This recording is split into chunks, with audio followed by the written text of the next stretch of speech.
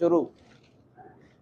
महोदय, सरकार की ओर से इन भाषा संस्थानों को विशेष संरक्षण तथा सुविधाएं प्राप्त है। यह द्विभाषी केवल पर्यटन से जुड़े हुए हों ऐसा नहीं है। दूसरी भाषा सीखकर ये अनुवाद कार्य करते हैं। प्रकाशन संस्थानों में, जनसंचार माध्यमों में तथा विज्ञान निकायों में प्रतिष्ठित अनुवादक के रूप में जाने जाते हैं। ये सृजनात्मक ललित साहित्य का अनुवाद करते हैं।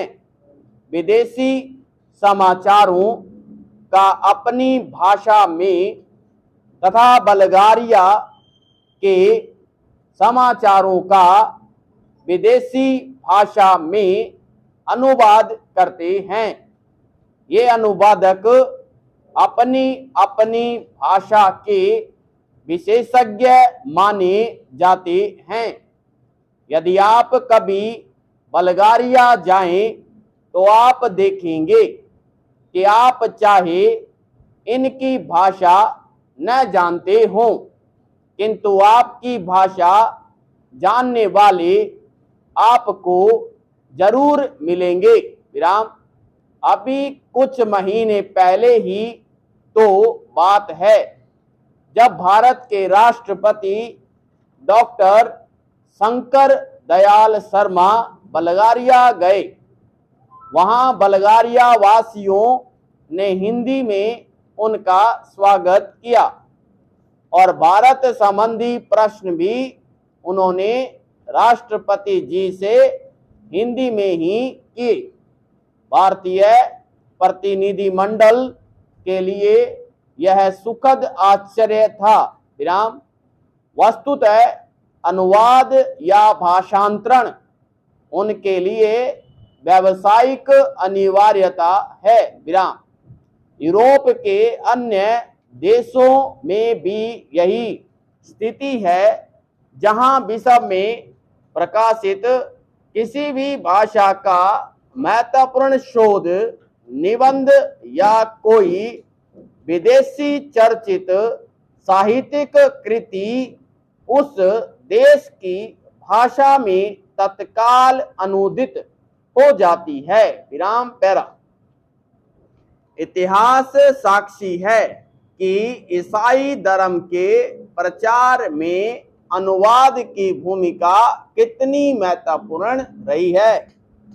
ईसाई धर्म के विश्वव्यापी प्रचार के लिए बाइबल के अनुवाद की व्यापक योजना बनाई गई। अनुवाद ने ही बाइबल को भारत के गांव-गांव, यहाँ तक कि आदिवासी क्षेत्रों तक पहुंचा दिया। विराम। बाइबल के बाद सबसे अधिक भाषाओं में और एक ही भाषा में कई बार भगवत गीता का अनुवाद हुआ। विराम। भारतीय दर्शन और प्रतिभा को समझने की लालसा ने विदेशियों को प्रेरित किया कि वे गीता का अनुवाद अपनी भाषा में करें। विराम। आज विश्व की सभी प्रमुख भाषाओं में गीता का अनुवाद आपको मिलेगा।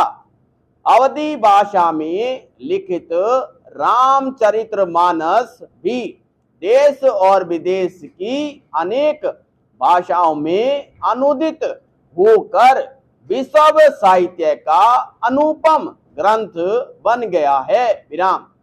वस्तुतः अनुवाद ही वह माध्यम है जो देशीय रचना को भौगोलिक सीमा से मुक्त कर विश्व मंच पर प्रतिष्ठित करता है। विराम।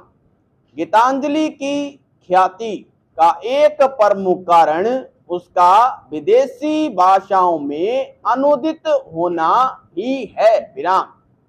अनुवाद दो भाषाओं के मध्य सेतु का काम करता है और दो संस्कृतियों को निकट लाता है।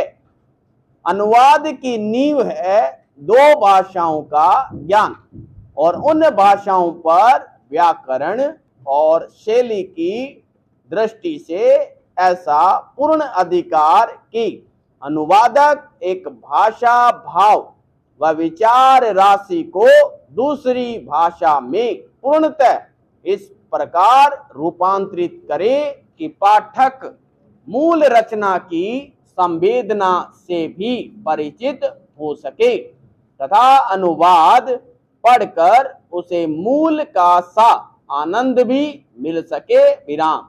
यही लक्ष्य अनुवादक के लिए समस्या उत्पन्न करता है और इसी से उसके कौशल की पहचान भी होती है। स्रोत भाषा का ज्ञान अनुवादक के लिए इसलिए अपरिहार्य माना जाता है। पैरा।